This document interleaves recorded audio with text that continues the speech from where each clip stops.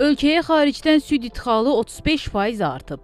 Yerli süd istehsalçıları isə məhsul satışında çətinlik çəkdiklərini deyirlər. İdxalın artması fonunda yerli fermerlərin məhsullarının satılmaması müəyyən suallar yaradır. Fermerlər deyirlər ki, bazarda süd və süd məhsullarının baha olmasına baxmayaraq, yerində satış qiymətləri xeyli aşağı düşüb. Statistikaya baxdıqda görünür ki, ölkədə süd istehsalı kifayət qədər böyük həcmdədir və əsasən daxili bazarın tələblərini qarşılamağa imkan verir. Lakin məsələ təkcə istehsal olunan südün miqdarında deyil. Əsas problem ondan ibarətdir ki, bazarın ehtiyacı olan süd məhsulları ilə fermerlərin istehsal etdiyi xam süd arasında müəyyən fərqlər mövcuddur. Azərbaycan ildə təxminən 2 milyondan çox ton süd istehsal edir.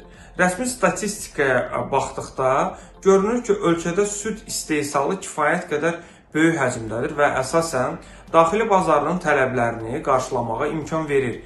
Lakin məsələ təkcə istehsal olunan südün miqdarında deyil. Əsas problem ondan ibarətdir ki, bazarın ehtiyacı olan süd məhsulları ilə fermerlərin istehsal etdiyi xam süd arasında müəyyən fərqlər mövcuddur.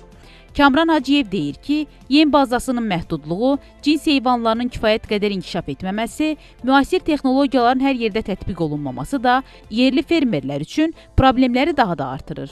Bəs idxal niyə artır? Dünya bazarında bəzi dövlətlərdə süd tozu və digər süd məhsulları xaricdən almaq yerli istehsaldan daha ucuz başa gələ bilir. İdxalın qiymətlərə təsiri gəldikdə isə vəziyyət birmənalı deyil. Bir tərəfdən idxal bazarda rəqabəti artırır və qiymətlərin həddindən artıq yüksəlməsinin qarşısını alır.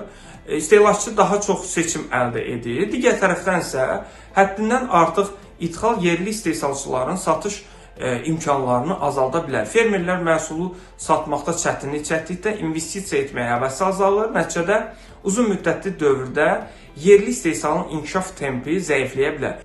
İqtisadçı qeyd edir ki, bugün yerli süd istehsalçılarının qarşılaşdığı əsas problemlərdən biri məhz satış bazarı ilə bağlıdır.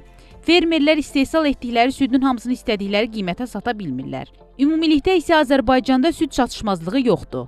Lakin istehsal olunan südün keyfiyyəti, məhsuldarlıq səviyyəsi, emal imkanları və bazar mexanizmləri səbəbindən bəzi süd məhsulları üzrə idxal davam edir. Gələcək üçün əsas hədəflər yerli istehsalçıların rəqabət qabiliyyətini artırmaq və daxili bazarda daha güclü mövqe qazanmalarına şərait yaratmaqdır. İlhamə Kələyeva, Rafiq Həsənov, Asiman Səlimov, Xəbər Ertəsi.